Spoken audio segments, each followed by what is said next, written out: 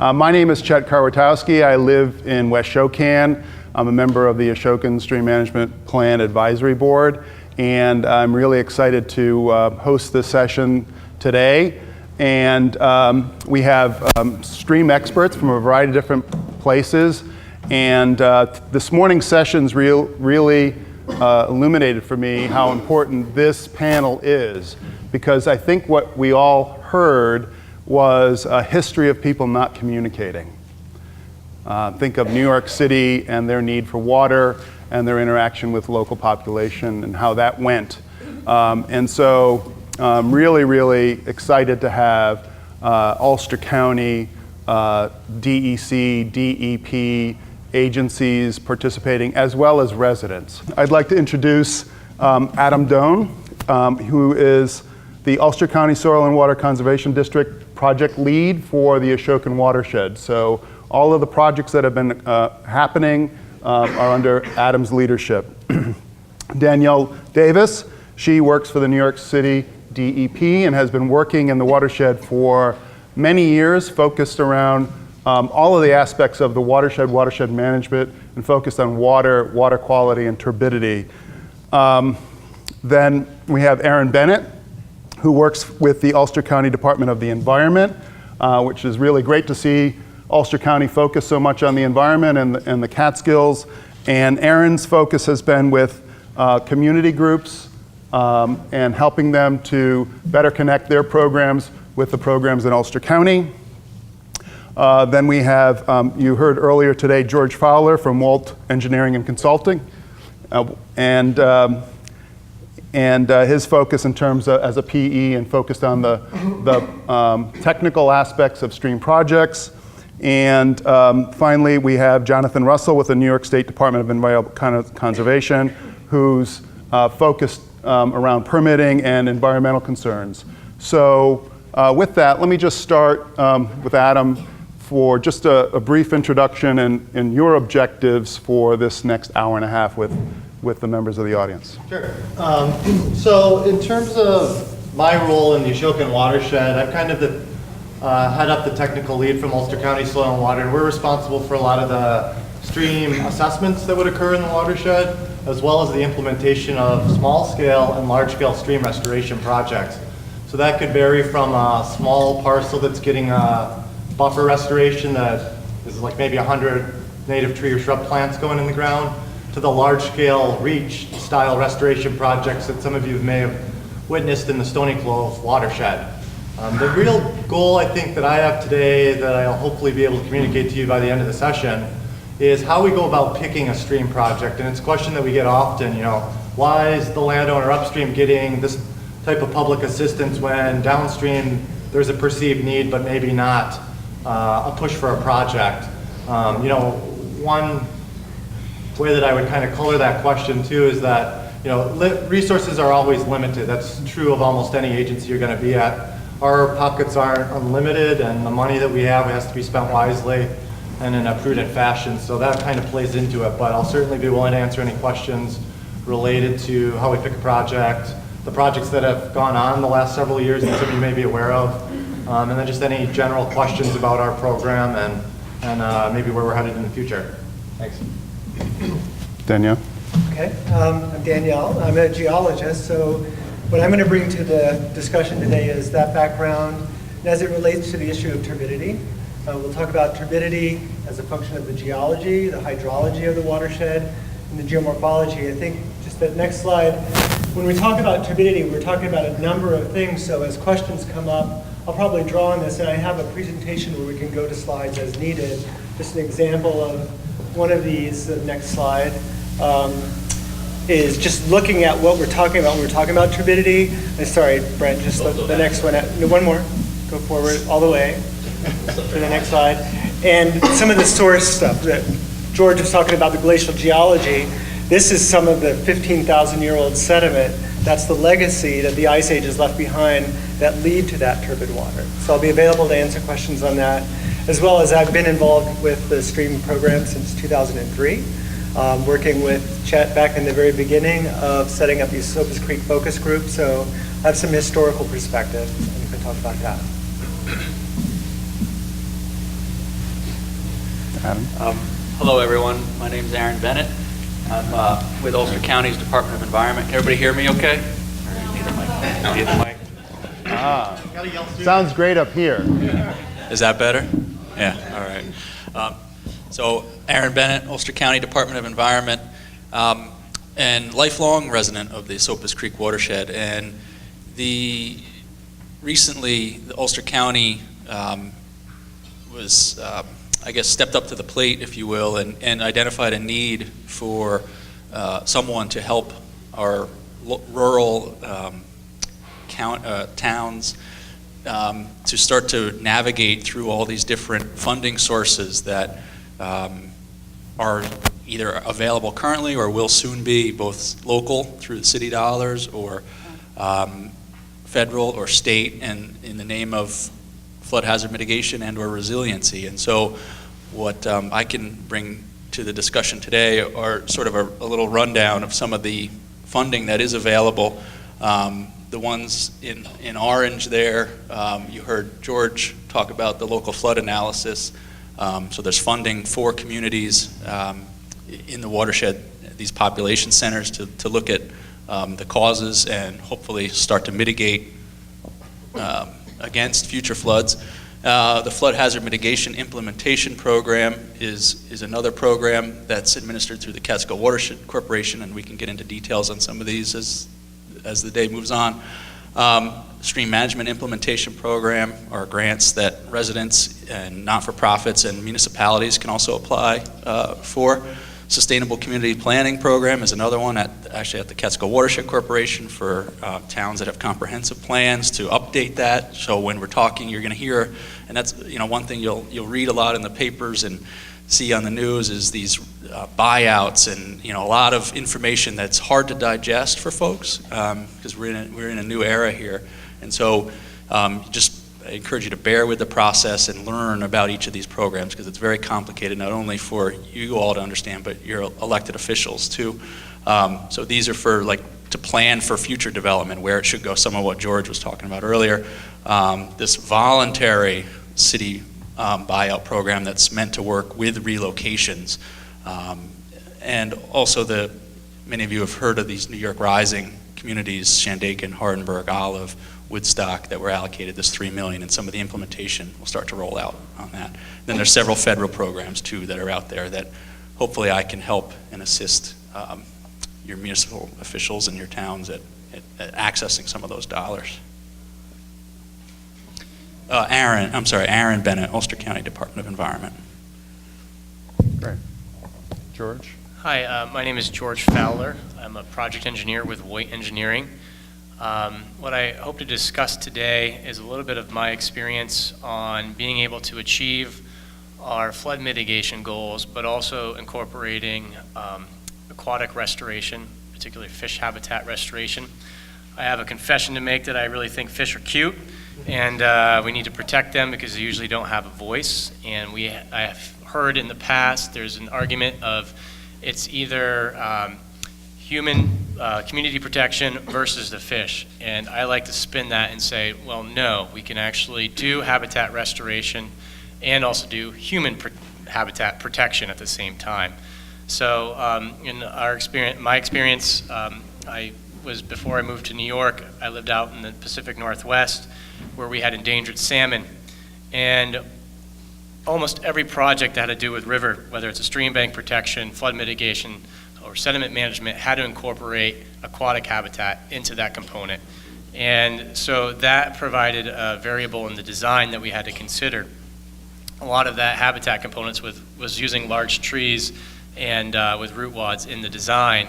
And so that's something that I'm bringing into New York here and being able to talk with people and saying, well, there are opportunities to incorporate large woody material into our designs while achieving our flood mitigation and other stream bank protection goals.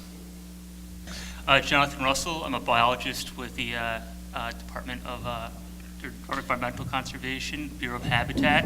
My main goal for today is to talk a little bit about Article 15 of the Environmental Conservation Law, which speaks to protection of waters.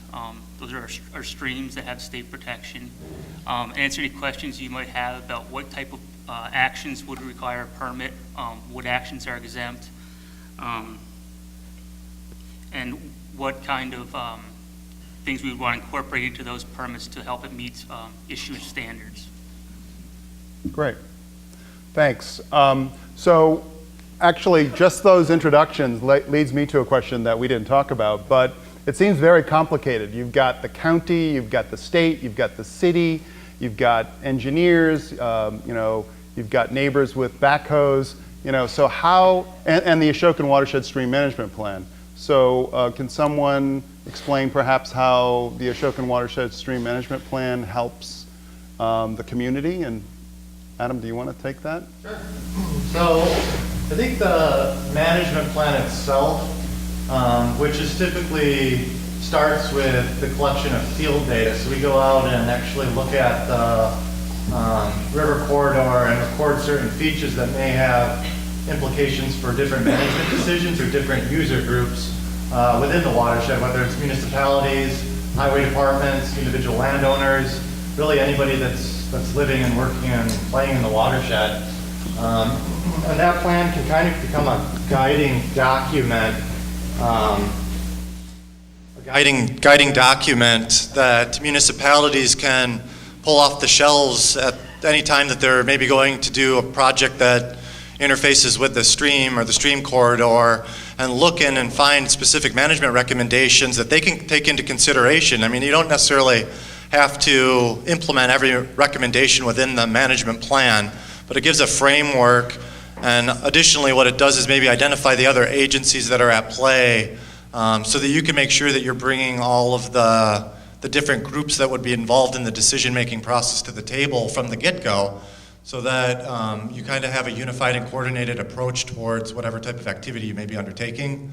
I guess to refer to the slide that you have up here on the projector, this is the Bushkill Stream Feature Inventory, and it only shows a few of the features that we've collected.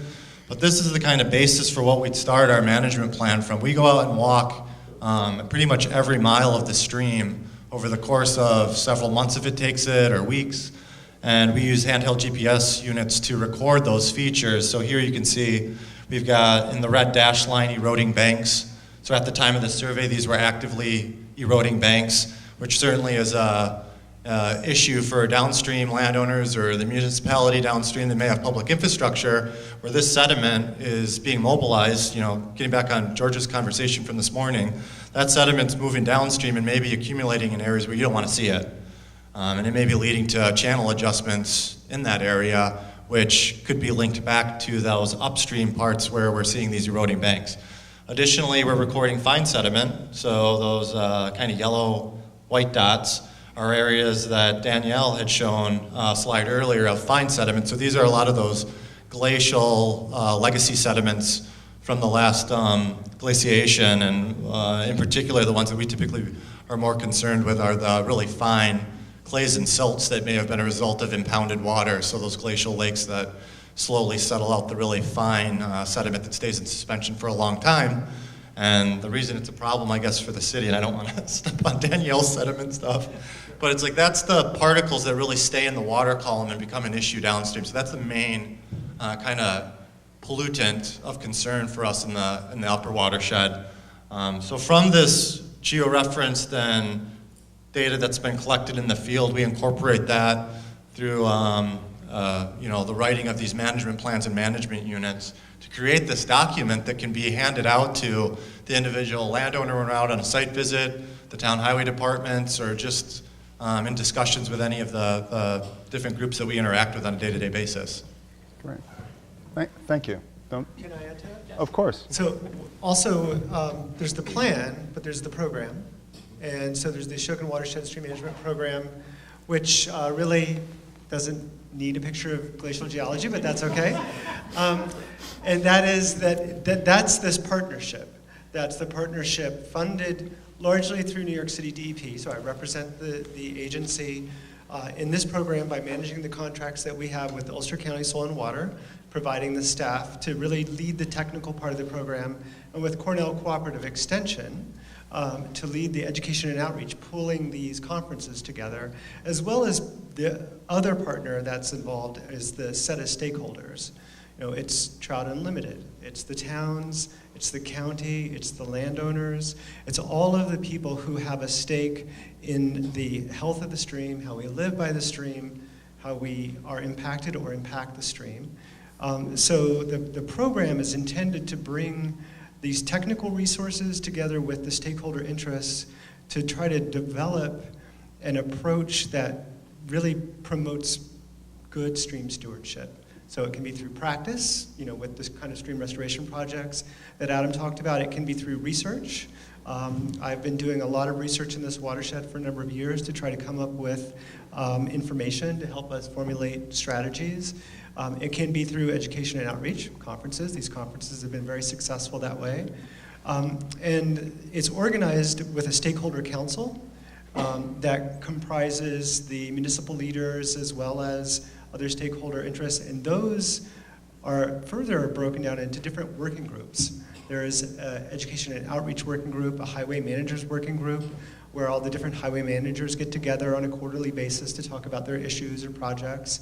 There's an stream access and recreation working group. So there's a number of committees that kind of help us identify what the issues for management are and where we can match our funds or our technical resources to address them, or for us to become aware of issues as they come up. So there's the planning, and then there's the programming. I have total faith in your scientific and engineering capabilities. Okay? But the real issue is, which you just ducked, is what this lady raised over here, which is the political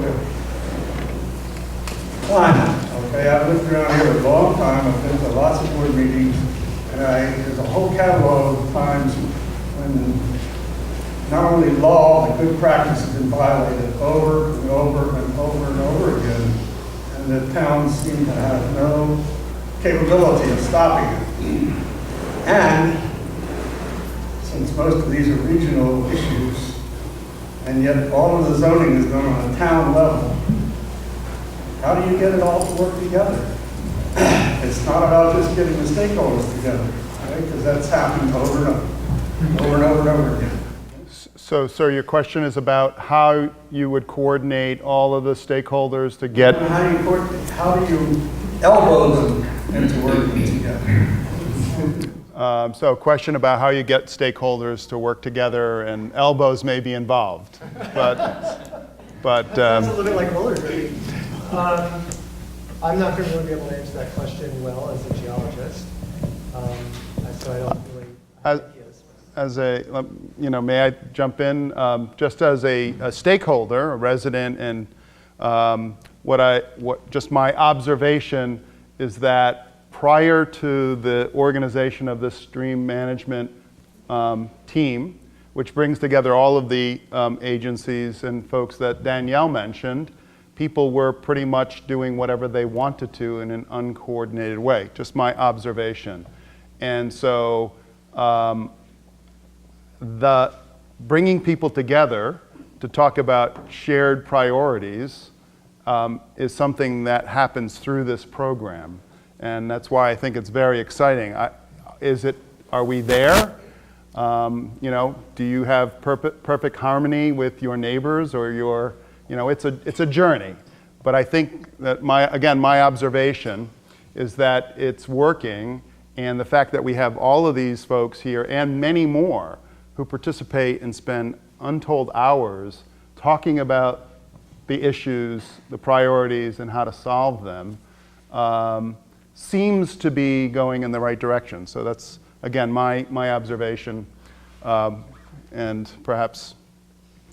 Yeah, I would just add that, it's not, it's really how you measure progress. Are we better now than we were 50 years ago? Are we heading in the right direction that I think Chet's getting to? And it's not easy because you have multiple kind of interests that are at play, and to find that happy balance between all those interests is a challenge. And I would just say that, if the choice is participation or not participating, you're certainly going to make more headway if you're participating and you're a voice at the table.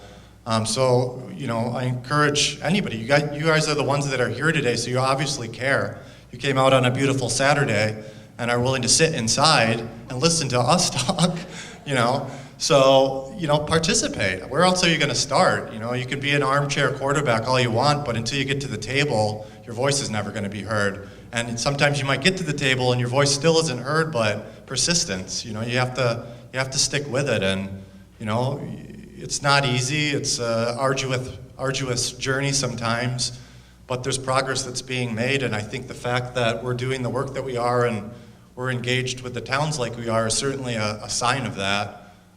Whether it's multiple agency participation, we've got funding that's coming from the feds, they're coming from the city level, and we're kind of wrapping it all together to do project work that the towns want done. So it's not just about going out with our own agenda, it's about listening to the constituents of the towns, the residents, through their elected municipal leaders and making progress that hopefully is sustainable and puts us in a better position in the future. Yeah, I'd also add that, with these recent flooding events and the Lees and the Irenes and the Sandys, there's momentum at the upper levels, the federal level, the state level. You see with these New York Community Rising programs and those other federal dollars which that these municipalities can go after. And I think we're well poised to do that in the city watershed where there's already such an investment and opportunities for these municipalities. So then, then it comes down to, okay, well, getting the municipality to participate and the residents, it's up to all of you to put that pressure, keep that pressure on your elected officials. Then from there, the elected officials, moves up to the county, and so the county is currently in the process of updating its all-hazard multi-jurisdictional mitigation plan. And so the 24 municipalities in Ulster County, 5 years ago when it was first done, only 12 participated. And the only one in the watershed was the town of Shandaken. So this time around, all 24 are participating, and I'm actively working with each of those communities in the watershed, the Woodstocks, the Shandakens, the Olives, to make sure that they participate and identify the projects and take those actions and put them in a plan so when the next event happens, they have the opportunity to mitigate against that. So it's not just the same thing over and over and over again that we've seen in the past. And I'll just add one more point. We'll come back to your question because I want to make sure we answered it. But just in my experience living in the watershed for the last over 30 years, but also being involved across New York State as well as nationally, when we talk about this program elsewhere, people wish they had this level of cooperation, coordination, and communication. So I think as a measure that says, we're going in the right direction. But if, sir, you had a particular thing that was an issue, certainly entertain that now, or perhaps, we can talk about it later, because that's actually what this team does, is they listen to people's... Well, I was just concerned about the mismatch between the zoning power that's in the towns versus the need for regional planning, okay? And watching these town boards undercut the science over and over and over again at times, right? Somebody's business or somebody's backhoe or whatever it is. So I'm glad to hear that there is a move toward regional examination and stuff like that. But even DEP, which takes a regional thing above the dam, now has to look what happens below the dam, which is good, okay? Mm-hmm. I will just say that in the town of Shandaken and Olive, in the 10 years that I've been involved in this, we're not seeing the town undermine the support for this program. The town is directly involved and supporting. They're on our councils. We've been working closely with Rob Stanley and Sylvia. So it's actually really becoming a partnership with the municipalities. So I've been very pleased to see that growth. Yes, ma'am, the question. Looking at the issue of coordinated effort and being informed, even if we're not directly participating, is there any central location to go for information, or do we have to approach each of the different entities separately? So the question is about where do you go for the information about watershed management plans and activities in all of the towns? www. Could you use your microphone? Are you able to access? Yes. So there's the website catskillstreams.org, and also there's one specific for our watershed, ashokanstreams.org, that will have the plans, points of contact, some of the data and interest. If you just look at about exploring the watershed, for instance. Pardon me? Yeah, exactly. If you scroll down, you can see we have information about a number of the streams. If you have a question about a stream, there's information on the geology. Someone wrote that, I wonder who. There's information throughout here that may or may not get to your questions, but it gives you a place where you can pose your question. And our newsletters are on here, so I think we're making an effort to try to make that information available to you. So if I'm not on the web, Danielle, where would I go to find out about this physically? Well, physically, in the Ashokan Watershed, there's an Ashokan Watershed Stream Management Program office that is located on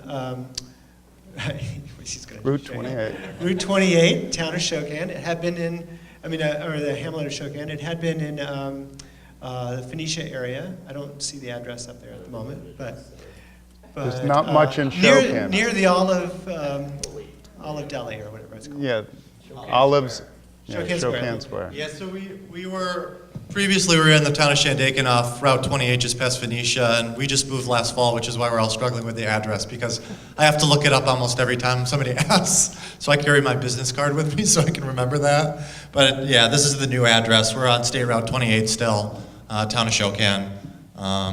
And yeah, you can stop in. We're open Monday through Friday, 8 to 4:30. Walk in, say hello, pick up literature.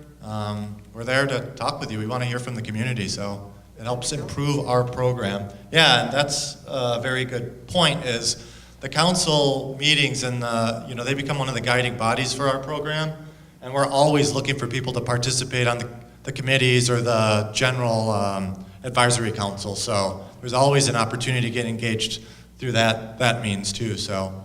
Questions on watershed management. I think you would probably be the person most likely to address one of them from the slide I saw about the wood in the water. I live in the town of Phoenicia, right where the Stony Clove comes into the Asocus. And I noticed that during storms, the main problem with water overflow was all the trees that got stuck under our bridges. And these trees are still hanging on the side of the stream, waiting for the next storm to come pick them up and put them under the next bridge. And I'm wondering first if anything's being done to address that issue. And my second question, which I haven't heard anybody talk about today, is the issue of Didymo, affectionately known around here as rock snot.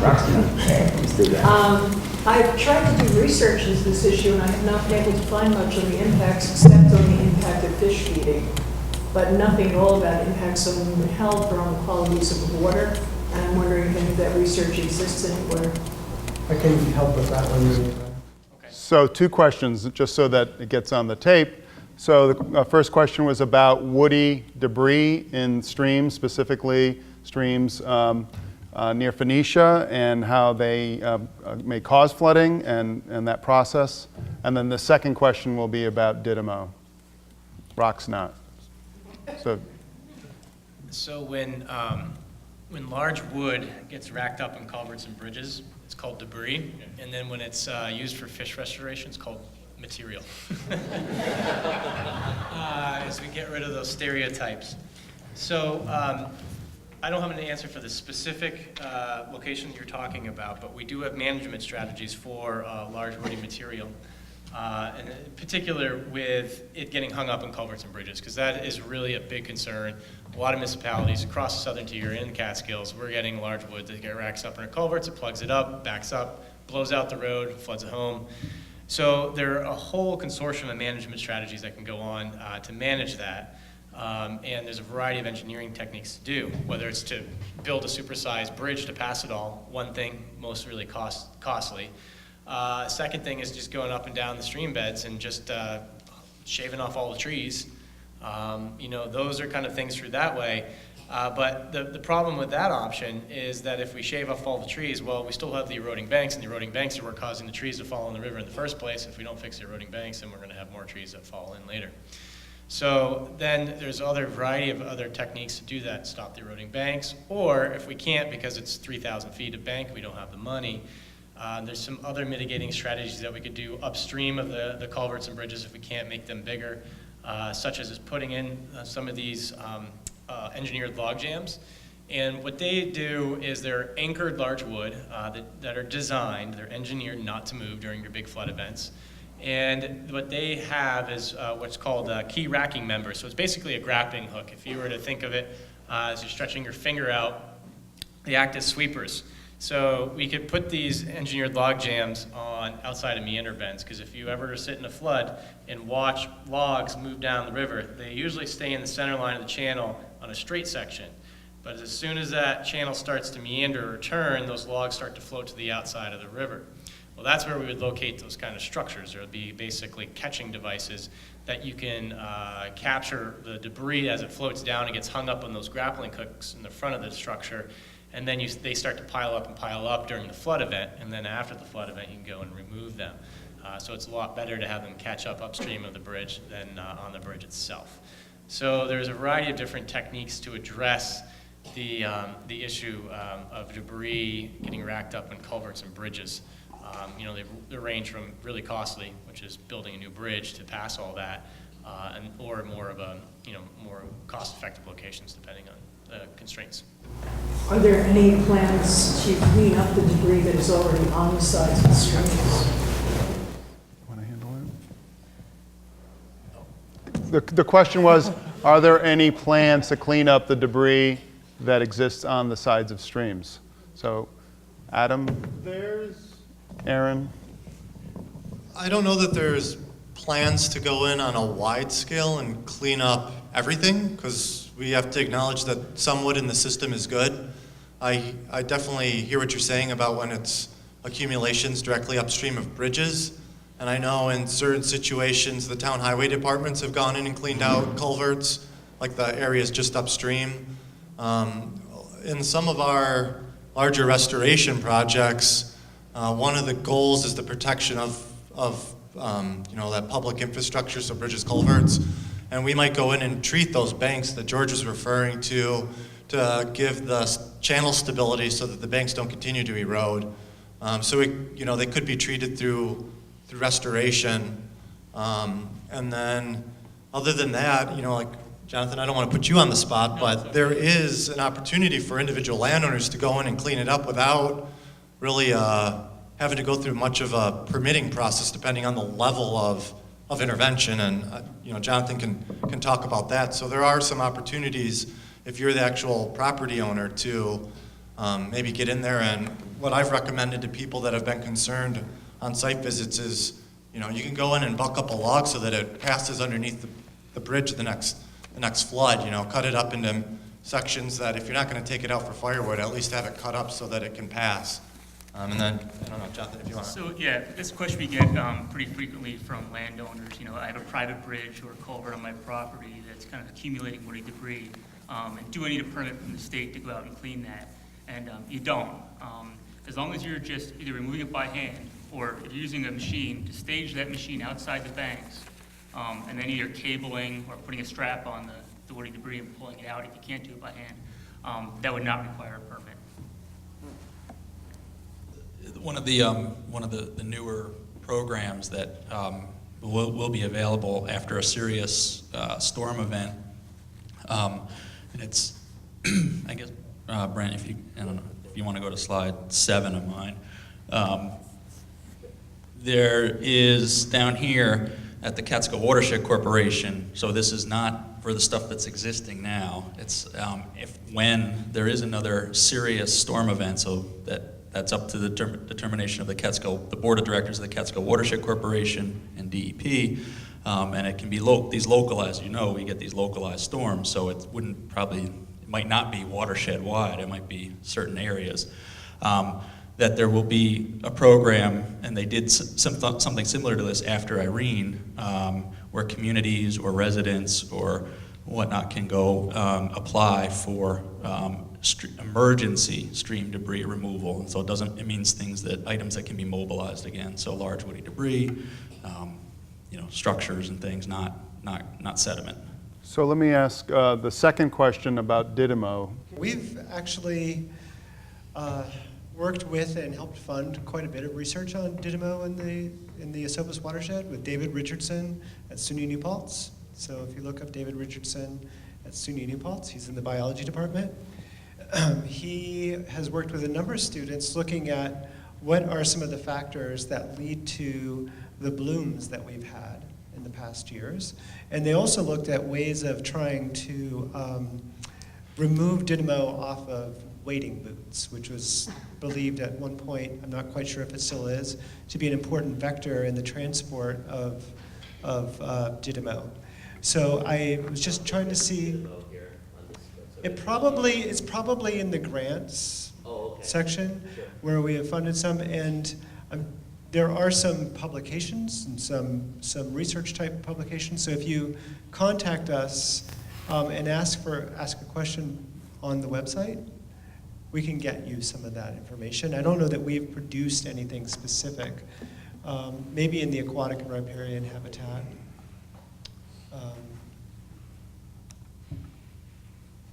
Let's see.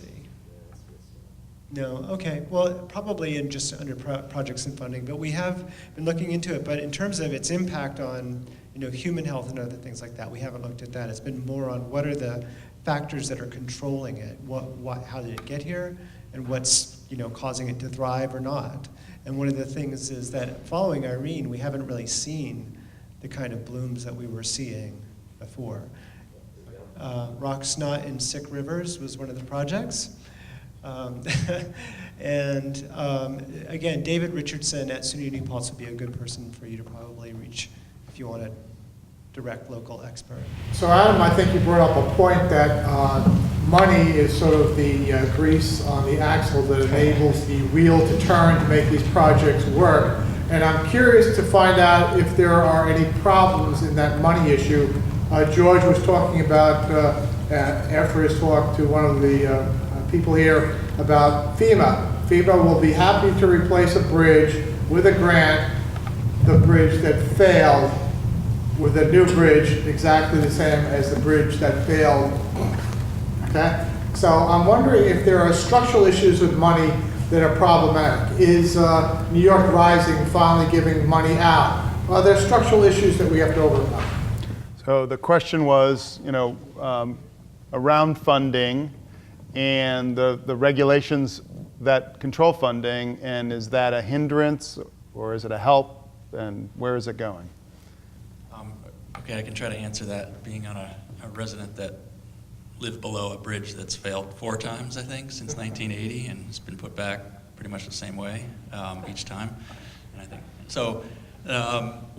Anyway, that's the whole, right, Ron? That's the whole point of all this that we're doing, I think, is to, you heard the New York Community Rising, Build Back Better, and there's some issues with that program, but it sounds like money is starting to roll. Olive just got $1 million, I think, to do to start to implement some of this and learn more. And George with the LFAs for Olive, and that's really what we're all about here is this new pot of money that's been mandated because of the filtration avoidance determination for New York City. After Irene, the local community said to the regulators, we need help. The status quo isn't good enough. We're not only losing people, but we're losing infrastructure, wasting time, wasting money. And so I think that was really when the counties put this request together and said, let's do something different. And things are changing, and they listen, and they have mandated that the city of New York implement some of these programs and fund it. And so I think it's now up to all of us, residents and stakeholders, to get to our elected officials and let them know that we want to learn, we want to do things better. And so it's that momentum that hopefully I feel has really started, and we just need to keep it going. can also just offer some specifics from the last few years. Just with the money that the city is providing through our contracts with the district and extension, we're able to have several $million in place so that when Irene happened and the federal declaration happened and federal funds became available, we were able to actually use those funds to leverage getting considerable amount of federal funds. So we've constructed, about 4,000 linear feet of stream project in the last, since 2012. And it's totaled well over $5 million in construction costs. About, what is the total? We have 5.3 million, or since 2012 with 6 projects, and of that, about $1.5 million, which would be the local share, has come through our contract with DEP. So there's been some pretty substantial funding, but also the ability to leverage some of the federal funding that's been available. Yeah, and we're about to do another season with some more, so those numbers will go up again this year. And then in our new agreements with the district and extension, combined for LFA, there's $2 million, and then restoration projects, there's $3 more million. So we see that as good seed core money to be able to associate with the other funds. For instance, Olive seeking to be able to get the Community Rising funds to go towards the helping implement the results of the LFA, and Olive can come to our program for more money. So that's kind of one way that we're trying to take on that issue of, is the money the limiting factor? And just to speak briefly about the example that you gave about the bridge sizing, we've used some of our funds in the past to do the hydraulic analysis to look at what the cost would be to upsize a bridge, and then our program's been able to fund, like the local highway department with the additional cost to make the improvement to the structure so that we could get more hydraulic capacity.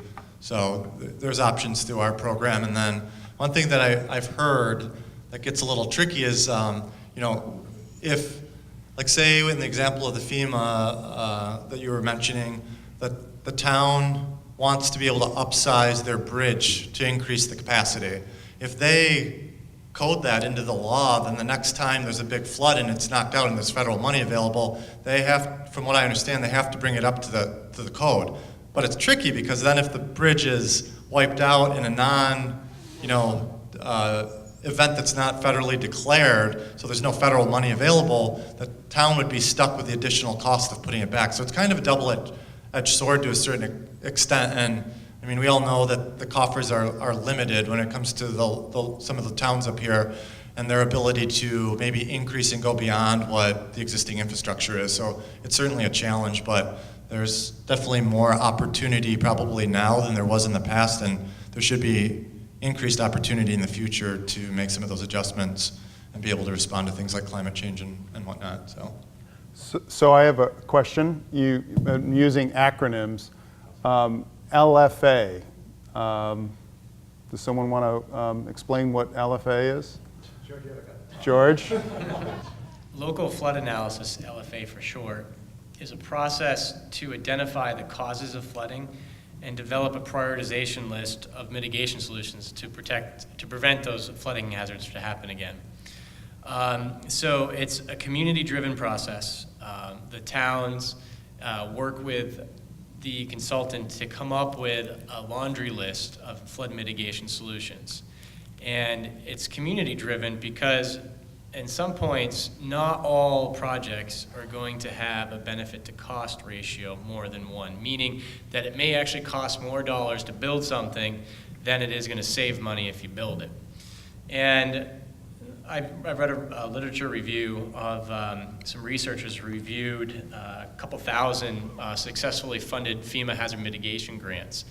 And the average score for a successful flood mitigation grant application was a 4.0 ratio. And we may have a hard time reaching that kind of level based on, unfortunately, like not a lot of property value versus in the cost of constructing things in this area. Now, if we were to steal all the Mercedes from New York City and bring them up here and park them in parking lots that get flooded, then we might be able to jack up that ratio. But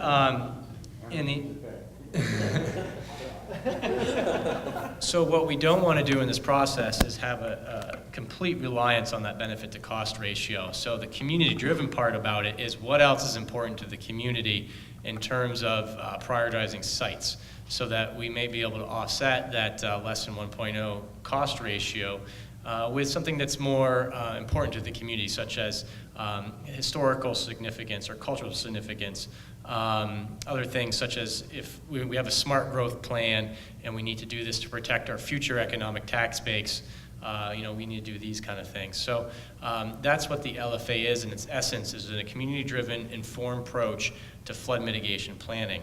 And at the end result, it's a living document. So I was telling someone yesterday that what I want this plan to be, it's at the end of the day, is that over the years it's going to be covered with coffee stains and donut dust and everything, because people are taking it off the shelf and actually going through it and implementing the plans that we have on the list, because it's a living document. And then as we go through the prioritization list and start knocking off the top priorities, it's being updated constantly, so it's actually being used.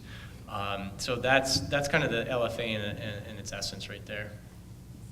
So just an observation about the use of that. There is a grants committee that the Ashokan Watershed Stream Management Plan has. And just one example, the town of Olive proposed a project, and the question was, what is the priority of this particular project in the town of Olive? And the answer was, we don't have a priority. This is just the one that we could do the first. So that project did not get funded. So the town of Olive is now working on trying to establish a town-wide set of priorities so that it can answer those questions and say, this isn't just the first project that somebody was able to throw our way, my neighbor, my friend, this is really part of a community priority. So that's how I've seen that being used effectively. So. Can I ask you to repeat my question? What is the town of Olive doing to coordinate with Hurley and Shandaken, for example, in that priority? So the question is, what are the towns doing to coordinate with each other around priorities? So Olive, Hurley, Shandaken, Woodstock, Marbletown. So I guess this would be more specific to the watershed communities in the upper Esopus, but in terms of Olive and like Shandaken interacting, we have a flood hazard Woodstock. mitigation group. What? Woodstock. Yeah, in Woodstock, sorry. That they're all attending, and so like we'll get Sylvia Rozelle and Rob Stanley in the room together where they can talk about, whether it's their LFA results that are coming in since both communities are going through it, or their experience with the Community Rising program, and just a chance for them to kind of share ideas and talk. And it's funny because Sylvia has, I think, been giving Rob some good ribbing over the fact that, the solutions upstream have the impact downstream, like we've been talking about all morning and afternoon. And so it's kind of nice to see them interacting on that level. And it may be, through jokes and stuff like that, but there's seriousness behind it, that there's a conscious understanding that they may be uncoupled politically because of the political boundaries, but because of the watershed boundaries, they're partners. So I can't speak to the areas outside of the watershed because I just don't know how they're being pulled in. But I mean, that's certainly an example within. Right. Well, can I also add to that is one of the big drivers for getting funded for grants is having a benefit to cost ratio that exceeds 1. And in the LFA's process, they're pretty new. They've only been around for 2 years maybe, max? So they're all in variety stages of getting prepared. But at the end, we're going to have a laundry list for each area for mitigation results. And so what this is at the end, it's not a physical design for each particular site. They're conceptual designs. And so what it is, though, is enough information for a reader to go say, okay, well, if we do X, we get Y benefits. Well, that reader could be from a downstream municipality, and they can take the upstream municipality's LFA and go, oh, geez, well, if you do X, you get Y benefits. It's not great for your town, but in my town, that Y benefit could really do me some good.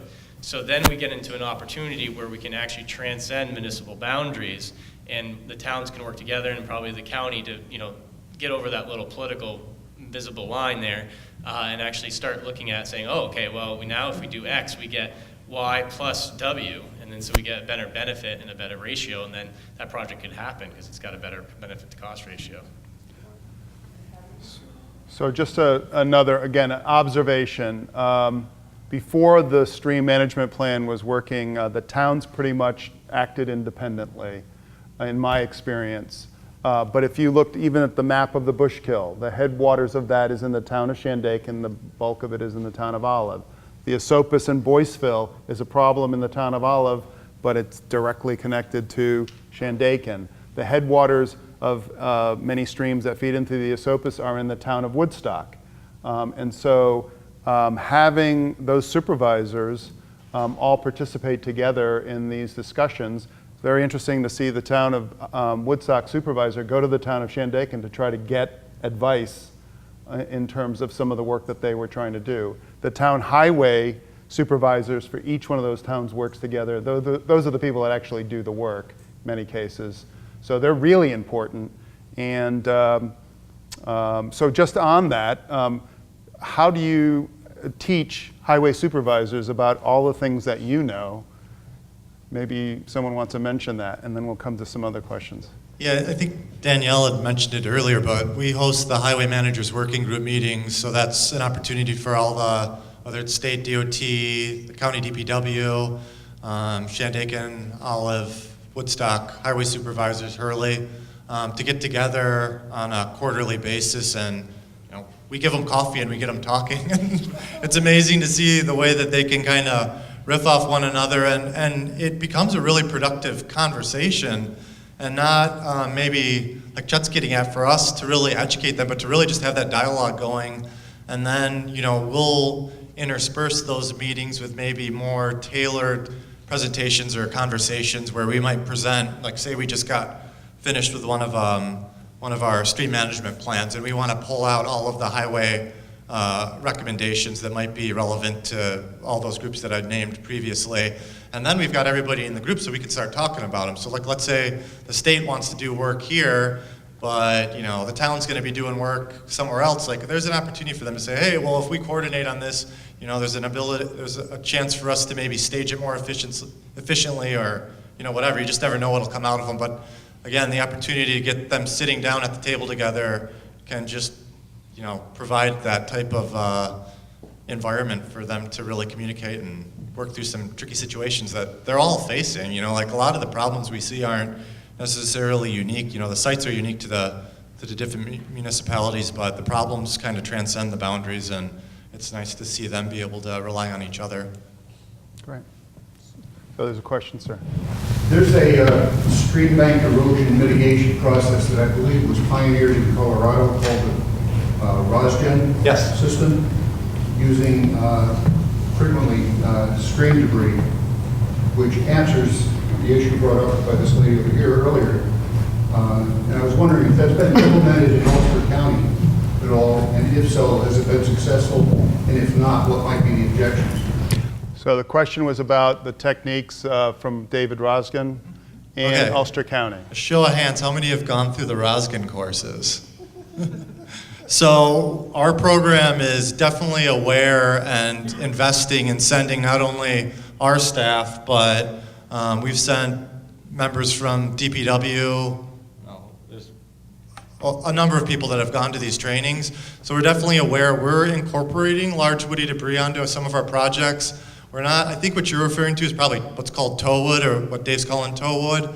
And then George might be able to speak to that a little bit more, because I know he's done a lot of work in the Northwest with engineered debris jams, but we're trying to use those on-site materials as much as we can in our projects, and we've incorporated some of it to success.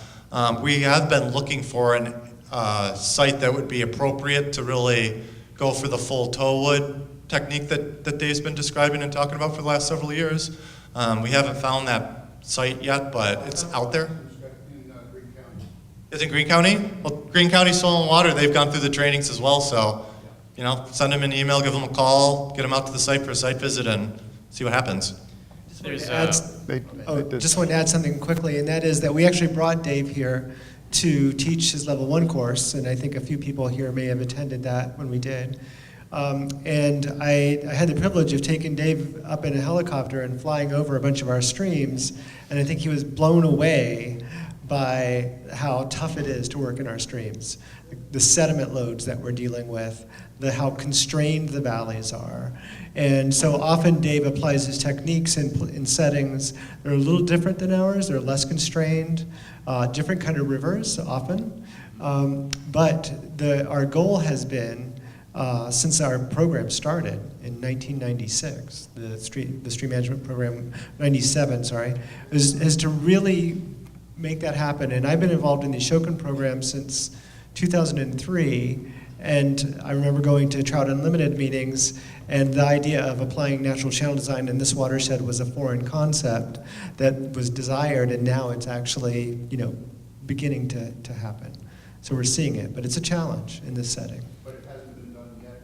It has been done. The Lanesville project on Stony Clove used a lot of the techniques. Dave's process actually includes 40 steps, requires that you do all of these incredible calculations. You have to have a reference reach. You have to have an actual template stream that will give you the ideal conditions that you're trying to replicate. Those are hard to find in our settings. But elements have been done. Part of the project done on Stony Clove, Warner Creek at Site 5 up in Silver Hollow, we use some of that in there. But many of the projects we've been doing lately are through the Emergency Watershed Protection Program, which is an NRCS-funded program that we're supplementing. It requires a lot more traditional techniques. Some of the rock walls that we've been building, Dave would never allow. But we're integrating elements in there, the rock veins, the idea of creating pools. In our stream restoration work, we're recognizing it isn't just about stabilizing the banks, it's actually trying to get some bed form in there, trying to create a more complex structure in the channel that can have an ecologic benefit as well as an important hydraulics benefit. Well, one of the things is that there's a variety of tools in the toolbox to approach a problem. The Roskin approach is one of those tools, and there's several other different approaches to go there. One thing I really want to just drive home is that there is not a panacea for every single stream. It's a site-specific prescription because as the quote I had before, you can never step in the same river twice. And every system has its own unique challenges, sediment supply issues, constraints, whether they're physical, geological, whatever. But every prescription has to be site-specific. And so that's why we want to keep all the tools in the toolbox open, whether it's Roskin, Andrew Simon, Tim Abbey with the log jams, whatever it may be. We always have to keep a lot of those tools on the table. If you want an example of using tow wood, go to Livingston Manor, the central school there. We had a project where their berm that was protecting the athletic fields and part of the gymnasium was being undermined because a gravel bar formed where the beaver kill flowed into the Willowemoc, and it was shunting water into their earthen berm, undermining it, and was failing. So the problem was that because the gravel bar was shunting the water up against the bank, the deepest part and the fastest part of moving of the water was right along the toe of their urban berm. That's why it was eroding. So to put in enough toe rock in there to compensate, to dig deep enough to get in that toe would have cost them a lot of money to put it in. So I approached them and said, well, look, here's one way we could do this. We could put in tow wood, which does two things. One, it forces the hydraulics to cause the deepest part of the water away from the toe of the bank because the wood, they're an obstruction. They cause a break in the hydraulics, and it forces the fastest moving water away from the wood itself. So we had the wood extend 5 feet off the toe of the bank, and lo and behold, after 2.5 years, the deepest part of the channel is 5 feet off from the toe now. But the second thing is that we also have wood in the Willowemoc, which is a pretty well-known trout fishing stream.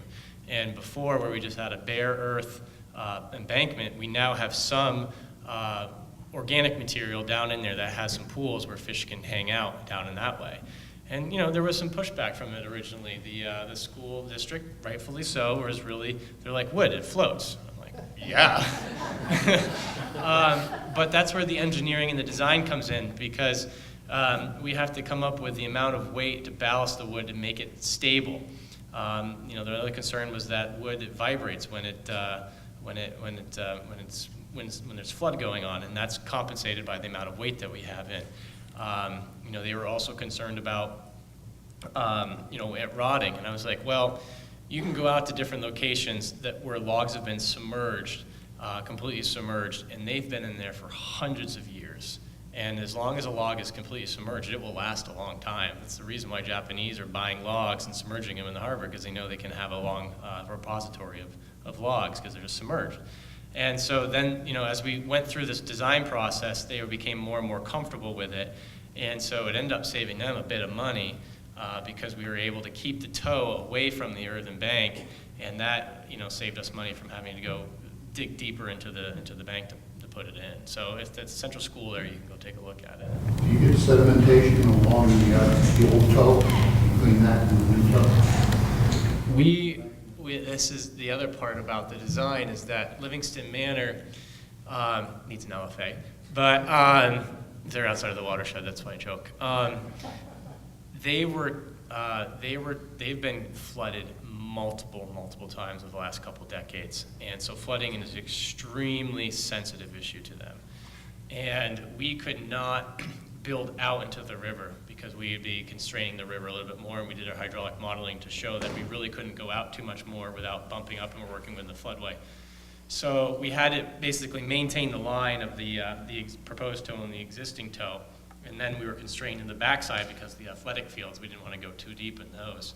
So we maintained the same tow, so we didn't have aggradation because the two tow lines proposed and existing were the same, but we did see deposition in between the logs underwater. Like we had large rock to help armor the tow a little bit, but the void spaces between the large rocks have now filled in with smaller cobbles and gravel, so it's starting to resemble a normal tow that way. Great. Another question? Yes. When habitat restoration work is going on, for say replacement of bridges, just the restoration, is there any consideration given to enhancing public access to the streams for fishing, canoeing, kayaking, where there might be opportunity for that? Great. So the question was around when projects are happening, whether they be restoration or bridge replacement, what are the considerations for public access? I can try to take that one as a current member of the Ashokan Watershed Stream Management Program's Stream Access and Recreation Working Group. And we're definitely interested in having more involvement from the community, particularly Woodstock and Olive. We have the Shandaken, chair of the Shandaken Town or Shandaken Recreation Committee is part of this group. And of course we have representatives from Whitewater communities and also the angling community. But I think that's one thing where we'd really like more input is from town residents and town officials to think about what their goals are town-wide recreation. Shandaken has a recreation plan, for instance. I don't believe Olive does or Woodstock does, but to think about that is critical because that's an opportunity when there's improvements being done or things like that. That's a big part of our economy is access and enjoyment. The reason I live here is to take advantage of these opportunities, and so. Those kinds of, I would encourage folks to come and become involved in that so that you learn about the different programs and the different projects that this program or others might be doing for bridges or for stream restoration work. And we always need people to help sort of take the lead on figuring out what the opportunities are to provide access and recreation. I just would add that, with what some of the presenters in the morning were showing, a lot of times the valley floor, especially the corridor along the river, is where a lot of the private property is too. So while we're allowed and able to go in and work on private property as a soil and water district. It gets a little trickier when you're asking to allow public access on those sites, but it's something that we're always willing to consider. And if a landowner is willing to sign like a perpetual or permanent easement, there may be an opportunity for that. So it's definitely something that we would like to consider and incorporate into any of our work. Jonathan, do you want to mention anything about the DEC programs for public access? Well, not from the habitat perspective, but I know fisheries is always interested in acquiring more public fishing rights. And if there are landowners, I don't know if you guys ever talked to any that would be open to that. The department would certainly be interested in working something out there. So just again, observation, I do know that on project in Chichester, there were some requests for public access of private landowners. There have been some folks that have inserted their desire to have handicapped access when bridges have been done. So if you have a passion about that, or trails or bicycling paths that can cross bridges, that involves public involvement and talking about it as a priority. And so, yeah, I'd also just add to that after Tropical Storm Irene, there's a number of buyouts that are going to move forward in primarily in Shandaken, and the town is not going to take ownership of any of those, so they'll all be owned by New York City DEP. And I know that the town and the city have been communicating a lot about what kind of access should be allowed, which ones are acceptable to access, and hopefully there's going to be some options on the table to allow for future access if there isn't a desire on the town or some other community to allow that. yeah, there was a question here. Yes. Yes, ma'am. I just wanted to ask along the lines of public access, because a lot of my friends and I have discussed this for quite a few years. And I know on the Ashokan Reservoir, there's boats there that people, I guess they rent or something, or they get permits. How does that work? I think they get permits and those boats don't go anywhere. They just, because of course, they don't want to bring anything. Yeah. And we were thinking of, why can't they do the same thing with making kayaks available and having people kayak on the Ashokan along with the fishing, because that's Great. It's the same thing. It's just you keep the boats there and you get. Right. So the question was about specifically about the Ashokan Reservoir and the policy for access to the reservoir today with rowboats. What about the future? What about other kinds of crafts? I'm going to probably have to rely on Aaron. I'm not really that familiar with our permitting program. I will say, though, that we have opened up many of the reservoirs for kayaking, for being able to bring in a boat. It's a four of them: Pipacton, Cannonsville, Schoharie, Neversink. Yes, Schoharie. All the ones that are not terminal basins. So Ashokan and Rondout receive water from the others, and those are the reservoirs before the water goes through the tunnel. So those are not likely in the near future, I don't know when, if they will, to have that allowed. But kayaking is available at the others. And it does have to do with the issue of bringing in, exotic invasives. The rowboats that are there, the dedicated ones, those are basically there through permit. And I will say also at the reservoirs that do allow kayaking, they have to be steam cleaned before they can be brought in. There's a number of facilities set up to be able to do that. Right, steam cleaned, and also certain size, certain material. It can't just be. I don't think they allow inflatables, for instance. There are some rules, but you need a permit, and then there's different permits: a weekend permit, a day permit, a week permit, and then the year permit. And of course, if you take that off that body of water, you have to have it steam cleaned with a sticker before it comes back on. The rowboats on the Ashokan Reservoir are there. It's a 3-year permit, steam clean before they go on. And then again, if you remove that, you have to have it steam cleaned again. But you can keep it on one side of the reservoir, paddle across the other side, leave it there for the next year, then paddle wherever. As long as it stays on that body of water, you're good. You know, that's what I was saying, it would be basically, you already have the template, you have the boats that people are using and doing things and steam clean, and they don't go anywhere. That same template could be with the kayaks, and you would do the same exact thing, it'd be a 3-year thing and that kind of thing. And it's revenue for the, you know, for people, it's a win-win scenario. Because I know there's a lot of people that would love to go out there on a kayak, and I know that if it was the same exact permitting process and cleaning and everything that you're speaking of, I mean, you already have the answer, it's just another boat, you know. Yeah, I mean, I participated in my previous job with the development of the pilot program on the Cannonsville Reservoir, and a lot of these discussions, and, you know, and I really distinctly, distinctly remember it being a discussion on the amount of the travel time that it takes for that water to get to its consumer. And so, because of these terminal reservoirs, if there was bacteria or something that, you know, the human element to it, that it would be within that 60-day travel time. And so that was a discussion that the regulators, not the city, it was really the EPA at the time that was really worried. They're the ones that grant the city the waiver to not filter their water.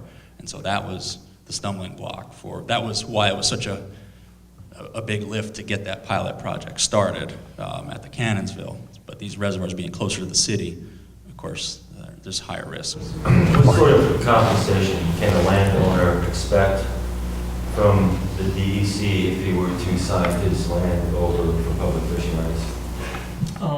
You know, I haven't talked to our fisheries unit about that. I'm not sure. But I can certainly give you information after this meeting. Mike Flaherty is the manager of that department, and I can give you his contact. Great. So, yes, question? My question is primarily for George, your modeling. My way of thinking the stream is kind of a three-dimensional flow problem. You're using a two-dimensional model. Can you explain why you think that's adequate to find what's really going on? So just so that we get it on tape, the question was about the use of the current technology in terms of modeling streams in one dimension or 2 dimensions, and is that adequate? Yeah, you're correct that water moves in 3 dimensions, longitudinally, laterally, and vertically. And it really the big emphasis for sediment transport is along the bed of the stream. And what most of these models do is they calculate a depth, water depth shear stress along the bottom of the stream. And so once it's doing its calculations for backwater conditions to be able to determine the velocity and the water depth, and then from there they can calculate the shear stress. So then we can see from, at least from a one-dimensional and a two-dimensional way, we know what's important from our water depths, our velocities, and our shears. Where the third dimension comes into really particular areas is around obstructions. Because we'll start getting a horsetail effect, like say around a bridge pier. Most of the scouring that happens and why bridges fail a lot of times is that we'll have a 3-dimensional constraint where water is starting to be pinched in and starting to turn in on itself around a pier or around an abutment. And in those cases with an obstruction, a 3-dimensional model would be the best way to apply it, to look at that way, because we have concern about the scour depth because the momentum of water is now being driven in a 3rd dimension. There are 3-dimensional computer models out there, but they're very complicated and they need a lot of processing power and they take a lot of time, and also they haven't been really calibrated yet. You know, the beauty about why we do one-dimensional modeling is because it could actually be used in really good faith to be able to calibrate water surface elevations during flood flows. And so we have good faith in that because we can calibrate a one-dimensional model. You know, the calculated water surface elevation is actually what we go out and measure given a certain flow. 2-dimensional models, same thing. FEMA has accredited certain 2-dimensional models because they can be calibrated and there's enough trustworthy in them. 3-dimensional models, it's still uncertain about if they can accurately model water surface elevations and velocities. So that's kind of where we're at right now in the world, and perhaps when we get a couple decades in the future, when computer processing increases and we have better calibration data on three-dimensional models, we can use those. But for the now, the one-dimensional we're very confident in the ability for it to accurately model water surface elevations and just to some extent velocities. In two-dimensional models, we're seeing the calculated results are actually reflected in real results out there. So we feel good about the model software that we have now. And when it comes to those conditions that we were talking about before around abutments and bridge piers, that's why a lot of the scour calculations that go into are super conservative, because there's still this ambiguity about what really happens during a flood event and during scouring. So that's why those scour calcs are really, really conservative in terms of total depth that they see, because we really don't understand how much that momentum shift in the vertical water column really has to apply in that. So that's where we are limited right now in the science engineering in those perspectives right now. But for flood forecasting and flood modeling for water surface elevations, the tools we have are sufficient right now. Great. That's a question. I have a question. I know we're in the Ashokan conference and everybody's well focused on Ashokan. I'm in Woodstock, and Woodstock is half Ashokan watershed and half. I was trying to look up on my tablet which watershed is the other watershed Woodstock is in, and I couldn't quite figure it out because it wasn't a clear enough map. But I guess I'm curious, I guess a question for you, because you're New York State DEC, is, of course, there's a huge focus on the Ashokan watershed because that's feeding New York City. Is there a similar huge focus in the other watersheds, or because it's not feeding New York City, is there not as much of a focus? And everybody cares, I'm sure, but I mean, there's a huge focus in Ashokan. I didn't know if the other watersheds have equal. No, I think there is a big push across, the state to look into future methods we can use to address flooding issues. Last year, I was working up in the Utica office on Mohawk Valley when they got hit with a pretty significant flood. It wasn't on the same scale as Irene or Lee or Sandy, but it was significant. And up there, I think we're a lot farther along with looking at alternative methods than they are. But I think there is a broad push to take a more holistic approach. Reasons, but also water quality for drinking. I mean, everybody's drinking the Ashokan reservoir water, whatever it is. But, and you don't hear about where everybody else is not drinking the Hudson water. Some are, some aren't, I guess, right? So I guess the other half of Woodstock flows into the Hudson. Half flows into the Ashokan reservoir. I think the other half of Woodstock flows into the Hudson. So I don't know if there was an equal excitement about Hudson River water as there is to the Ashokan. I can maybe help a little bit with this. I'm going to guess maybe you're in the Sawkill watershed. I don't know. Pardon me? Well, which I was going to say goes into the Lower Esopus, right? So there is a Lower Esopus. There's a Lower Esopus expert in the house. That's Mary McNamara sitting back over there.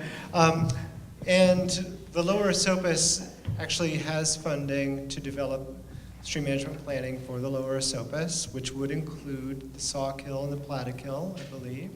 I'm seeing this, so I don't know what that means. That means waves, maybe,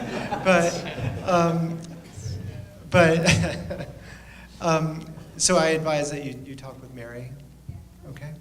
So you have all been fantastic, because my job is to ask questions if you didn't have any. I've got a laundry list, but we're running out of time, unfortunately. So I can entertain one more question from the audience. You must have one. If you don't, I have lots. There's a question in the back. This is a very simple question, but I'm very curious and I don't know the answer. How are watersheds determined? How are the lines determined? Is it depending on aquifers under the ground? I can't quite tell why. So I think that was the great question. The question is, how do you figure out what a watershed is, and who determines that? It's like when you draw straws without.